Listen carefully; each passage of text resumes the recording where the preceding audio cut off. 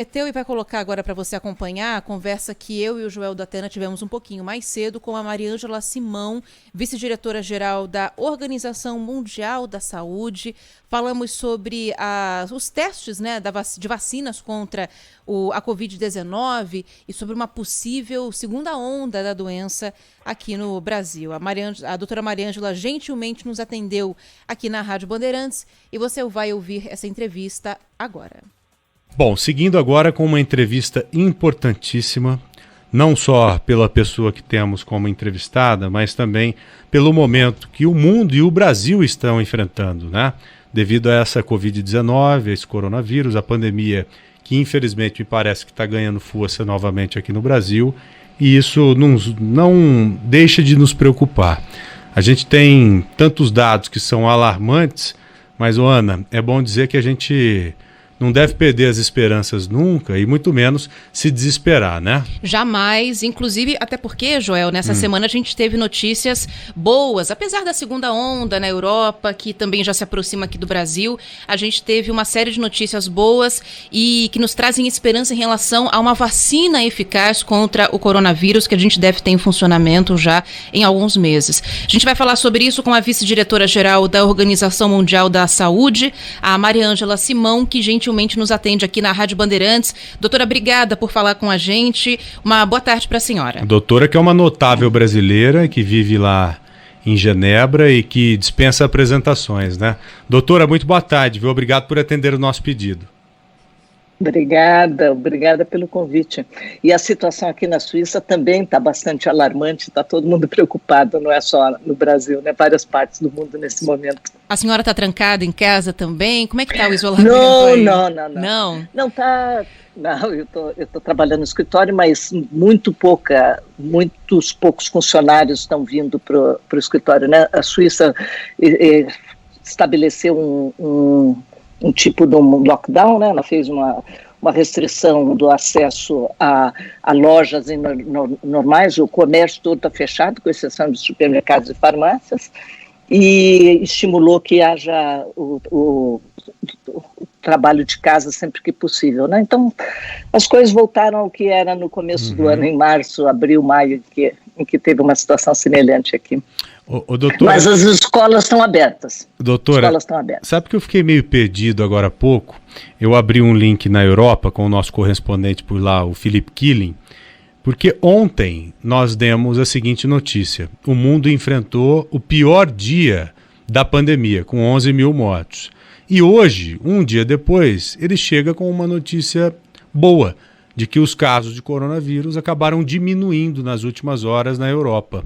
Então eu queria entender, né, através da competência da senhora, o que é que está acontecendo de fato. Tem segunda onda? Isso é grave? Não é? Já está administrado? Porque eu estou perdido e assim como eu, tenho certeza que os nossos ouvintes também estão. É tanta notícia, sabe? Uma hora você fala que está legal, outra hora você fala que não está muito legal, em um outro momento você fala que está tudo ruim. Então eu queria que a senhora explicasse para a gente, por favor, viu, doutora? Não, veja, o que tem com certeza na Europa um recrudescimento dos casos, né? Passou um verão mais tranquilo, né? Em uma boa parte dos casos foram os casos iniciais dos surtos, quando recomeçou a aparecer, foram identificados como uma das variantes do vírus que estava circulando na Espanha, e muita gente foi de férias, né? Que abriram as fronteiras entre os países na Europa durante o verão, e aí houve um recrudescimento que o pessoal está chamando de uma segunda onda, né? O que está se observando, na verdade, é que, apesar do aumento no número de casos, também está atingindo uma população mais jovem, mas, ao mesmo tempo, a fatalidade por caso, né, ela diminuiu, né? Quer dizer, estão morrendo menos gente do que morreu no primeiro semestre. E isso é razão para a gente ficar feliz, claro que né? É uma boa notícia, mas se deve principalmente a um melhor manejo dos pacientes nas UTIs, né? A comprovação científica, por exemplo, que a dexametasona ajuda a diminuir a mortalidade em pacientes graves, né? O uso do oxigênio mais cedo, o uso de anticoagulantes. Então, o manejo clínico, e acho que no Brasil também está acontecendo um processo semelhante, um manejo clínico dos pacientes mudou, se conhece mais sobre a doença, então a gente espera que, apesar de ter um número maior de casos, que haja uma menor repercussão em termos de... A gente pegou a mão da doença, dos casos graves. A gente pegou a mão da doença. Inclusive, esse anticoagulante que a senhora citou, se não me engano, foi descoberto aqui no Brasil, né? Uma médica muito competente percebeu que os pacientes dela estavam morrendo por trombose.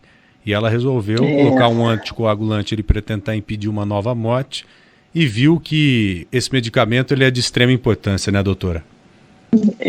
Porque veja, Joel, a primeira fase da infecção, na primeira fase, é o vírus que está causando dano, né? E num segundo momento, é o corpo que começa a causar dano, com uma reação exagerada ao vírus, né? Que a gente chama dessa atividade hiperinflamatória. Então, aí que entra as questões do anticoagulante, porque ela previne qualquer problema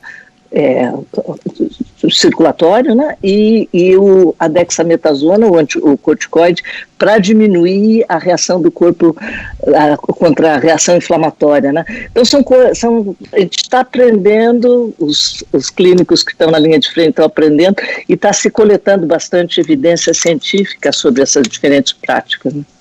Agora, doutora, em relação ao Brasil, trazendo aqui a coisa para o nosso quintal, né? A gente está vendo os casos aumentarem na Europa em alguns países, uma preocupação muito grande em relação à Europa, e aqui no Brasil, aos poucos, algumas cidades vão registrando a mesma coisa, principalmente o aumento das internações. Aumento de mortes, a gente não teve esse registro, felizmente, até agora, mas de pessoas necessitando de leitos nos hospitais, sim. Na visão da senhora, o Brasil está indo nesse mesmo caminho da Europa? Está cedo para a gente falar em segunda onda aqui no Brasil ainda? Qual que é a sua análise? Eu acho que o Brasil não saiu da primeira onda, na verdade, né? Porque teve o número de infecções diariamente, ela estabilizou num patamar alto ainda no Brasil, né? Então, ele continua, tem uma larga parcela da população que não é imune, né? E se você pensar, isso se alia uma porção de coisa, Ana Paula, que as pessoas estão cansadas, né? Mas não acabou ainda. Estão cansadas e a gente tem que continuar. A vacina traz a possibilidade de a gente ter algumas vacinas para o ano que vem, traz esperança e é um alento, né, no sentido de que vai ajudar o mundo a passar essa fase aguda da pandemia, né, mas vai tomar o ano inteiro, o ano que vem, 2021. Né? Então, apesar das pessoas estarem cansadas, tem que pensar muito bem nos riscos na comunidade, como é que tem que olhar, como é que está a situação na sua comunidade, na sua cidade no Brasil. Voltando à pergunta que o Joel tinha feito anteriormente sobre a diminuição de casos na Europa, agora o que você está observando é que, por exemplo, quando você faz medidas restritivas do movimento da população, e muitos países fizeram isso, a França, a Alemanha, a imensa maioria dos países da Europa agora tem algum tipo de restrição, Portugal, Espanha, todo mundo, Itália, né? Está restringindo o movimento da população. E isso leva à diminuição na transmissão, sabe? Isso está já acontecendo no primeiro semestre e vai acontecer agora. Então, não dá para relaxar, né? Então, Brasil, acho que o Conselho da OMS é sempre o mesmo, né?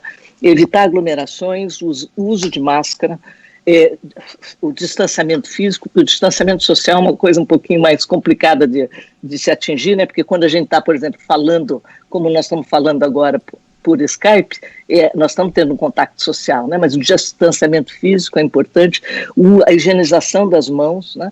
E evitar os riscos desnecessários, né?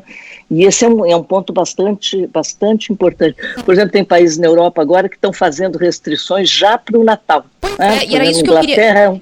A Inglaterra é um deles, tem vários países fazendo isso. Era nisso que eu queria entrar com a senhora pelo seguinte, aqui no Brasil a gente não deixou de politizar a história da pandemia desde o começo, infelizmente agora de novo, na questão de que podem estar segurando medidas mais restritivas, porque a gente está numa semana ainda, na reta final das eleições municipais, né? Muitas cidades estão indo para segundo turno, doutor, e no próximo fim de semana, só aí teremos definição de dezenas de prefeitos. É algo indicado, é algo que a OMS indica, que à medida que a gente perceba que os casos estão começando a subir, já se tome essas medidas mais restritivas para não depender apenas do bom senso da população? Veja, essas medidas que eu citei, elas são medidas universais, né? Tem um lado que é da responsabilidade individual, né? De evitar se colocar em situação de risco e na medida do possível, tomar as medidas de proteção individual, que estão no uso da máscara, evitar aglomerações. E acho que o processo eleitoral no Brasil foi muito bem conduzido no sentido dos cuidados com a OMS claramente apoia todos os processos democráticos, né, e a eleição é a melhor expressão num processo democrático. Agora, a decisão sobre tomar medidas restritivas, ela não funciona se ela for tomada isoladamente, né? Restritiva aos movimentos das pessoas, né? Então, o que a gente tem visto é que países que tomaram medidas para o país inteiro, se tem uma situação de transmissão comunitária ou por partes do país mais ou menos restritivas, como é o caso da Inglaterra. A Inglaterra tem restrições gradativas dependendo da região, mas tem restrições no território nacional, ajuda. Agora, o Brasil é um país muito grande, né, de dimensões continentais, não tem nenhum na Europa que possa comparar, né? Então, as autoridades têm que olhar claramente como é que está o perfil da transmissão comunitária, se é possível fazer o rastreamento ou não dos contatos, né, porque chega um ponto que não pode mais, e aí fazer uma decisão, tomar uma decisão informada na evidência epidemiológica, evidência científica, sobre quais seriam as medidas adequadas para diminuir o número de casos no mesmo momento. Que se lembre sempre que essas medidas, elas visam poder manejar os números de casos para que o sistema hospitalar não seja sobrecarregado, né? Então, essa que a intenção é essa, né? Que você tenha uma transmissão controlada, no sentido, se você não pode ter transmissão zero, que nesse momento é impossível, mas que você tenha uma transmissão controlada para que o sistema de saúde dê conta de atender as pessoas e evitar que elas piorem ou morram desse coronavírus, né? Inclusive essa transmissão que estava abaixo de 1 aqui no Brasil, né, próxima a 0,68, ela já está acima de 1, ou seja, um infectado acaba contaminando mais de uma pessoa. É por isso que os casos estão crescentes. Agora, o doutor... É isso que define, né, a transmissão comunitária, né? Doutora, agora ela varia de lugar para lugar no Brasil, né? Você tem lugares que estão mais afetados agora. Sim, sim. Certamente. Vamos falar de vacina, né? A OMS sempre foi prudente e menos otimista quanto aos prazos curtos de vacinação, de início de vacinação. Nós já temos aqui em São Paulo algumas doses, a vacina do Instituto Butantan, que estão prontas. Iniciaremos uma fabricação a partir do início do mês que vem de milhares de doses. Provavelmente a gente deva iniciar o ano de 2021 com já 40 milhões de doses prontas, aguardando a aprovação da Anvisa. A vacina da Pfizer já foi aprovada, já foi finalizada na fase 3 e aguarda a aprovação tanto do FDA quanto da Anvisa. E isso deve acontecer, muito provavelmente, até o início do ano que vem, pelo que eu estou pensando e imaginando. A OMS ainda trabalha com prudência e falta de otimismo, eu posso colocar assim, quanto ao início da vacinação, já em meados de janeiro de 2021? Já vai depender muito. Globalmente não vai iniciar, globalmente. Tem muitos países que não vão estar prontos até janeiro de 2021 e nem tem vacina suficiente, não vai ter vacina suficiente ainda para iniciar em todos os países. A OMS está trabalhando com uma perspectiva de, no março, abril, maio, de ter uma... E essa sempre foi a perspectiva. Eu sempre falei que é um otimismo cauteloso, porque a gente não tinha nenhuma das vacinas terminadas ainda, fase 3, que só tem uma agora, né? Não tem as outras ainda. Mas depois que a vacina, que o candidato de vacina termina a fase 3, ainda tem toda a fase de licenciamento da vacina, né? E isso são coisas diferentes, né? Porque os estudos clínicos, o que eles trazem, Joel, eles trazem informação sobre a eficácia, né? Sobre se a vacina funciona ou não, né? E sobre segurança, se ela causa danos desnecessários ou inesperados, né? Aí a agência sanitária ela precisa avaliar as condições de fabricação da vacina, né? A qualidade de fabricação, que não é vista no estudo clínico, e isso demora um pouquinho, por isso que a gente está falando que tem 2 meses, 1 mês, 2 meses, 3 meses, dependendo do país, de fazer o licenciamento da vacina dentro do território nacional.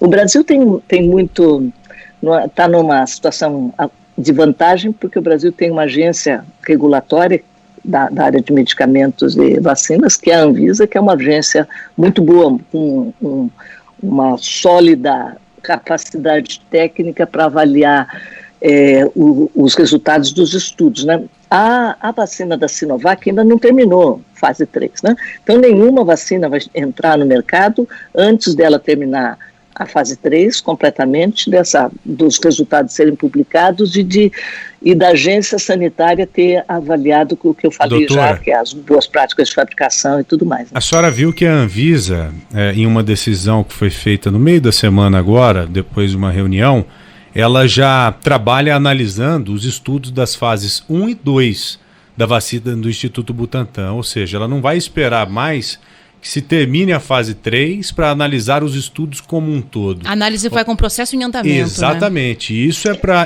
encurtar esse prazo. E isso joga a nosso favor, né? Não, totalmente. E é o que a OMS faz, na verdade, também. Né? Mas a OMS está analisando vacina, porque a OMS faz também uma autorização para uso emergencial, né? Uma lista de uso emergencial, está fazendo bastante para teste diagnóstico agora, né? E o que a gente chama que são as submissões subsequentes, quer dizer, os laboratórios, os produtores, eles vão submetendo os dossiês à medida que eles têm dado, mas a OMS está trabalhando com fase 2B e fase 3 só, né?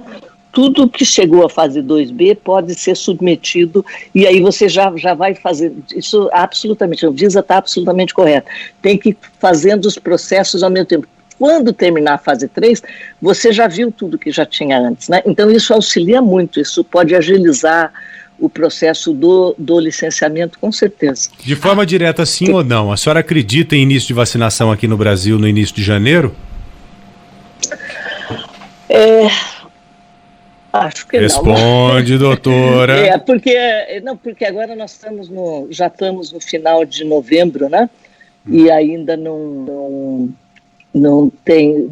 Eu tenho uma estimativa, por exemplo, da vacina da Pfizer. Quando a senhora acha? Tenham, a vacina. A senhora está parecendo candidato, hein? A senhora está parecendo candidato. Dando volta para responder. Eu estou falando de acordo com as informações que a gente pode falar no momento, claro. Né? Porque tem muitos imponderáveis. Por exemplo, a vacina da Pfizer está sendo avaliada pela OMS, ela está sendo avaliada pela Agência Europeia de Medicamentos, e é claro, pelo FDA. O FDA está um pouco mais adiantado, o FDA americano, né? O FDA americano está estimando que vai autorizar em meados de dezembro, né?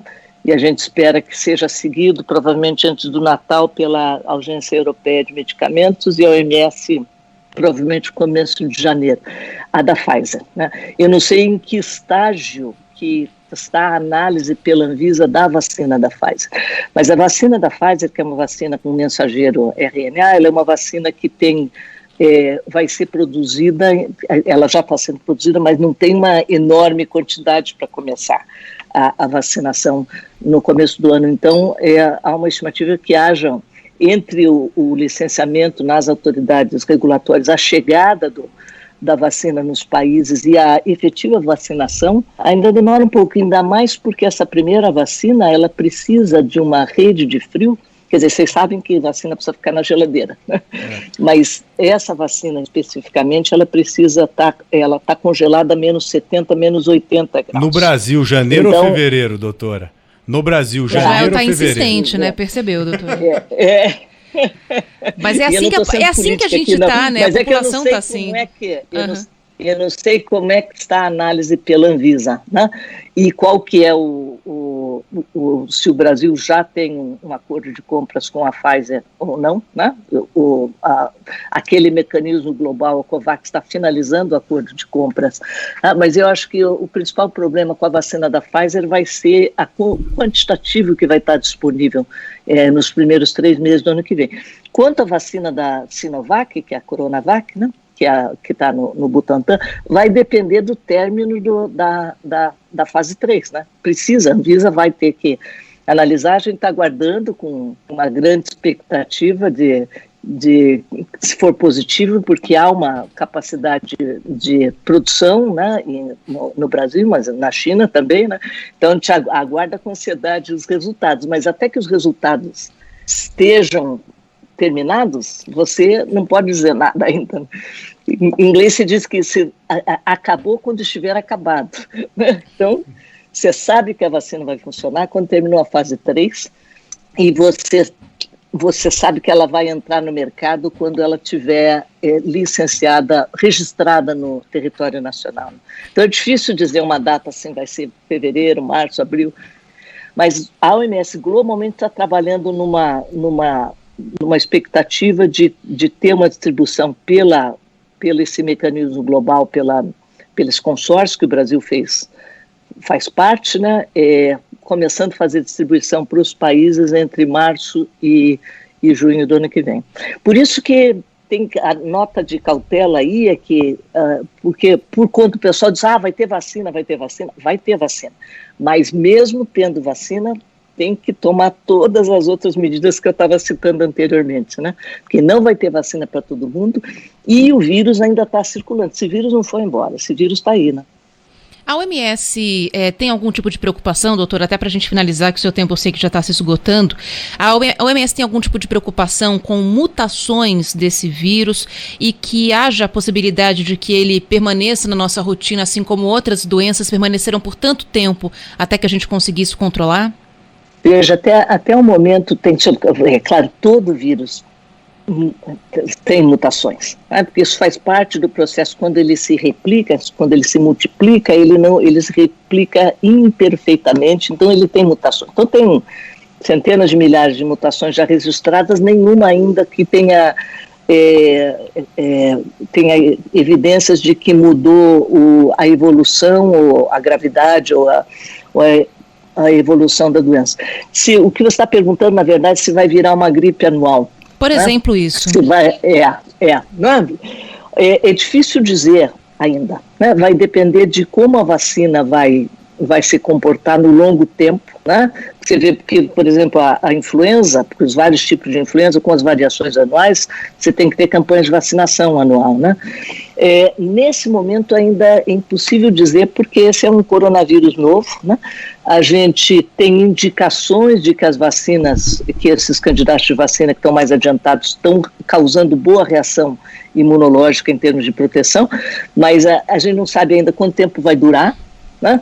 A gente não sabe ainda, mesmo se você já teve o coronavírus, se já foi infectado, qual o tempo que dura a sua proteção, porque o máximo de acompanhamento que se tem é de janeiro até hoje, né? Então, quer dizer, são 10, 11 meses. Então, você ainda não tem elemento suficiente para dizer que ela possa se tornar, que a gente chama endêmica, que ela apareça todo ano. Pode ser.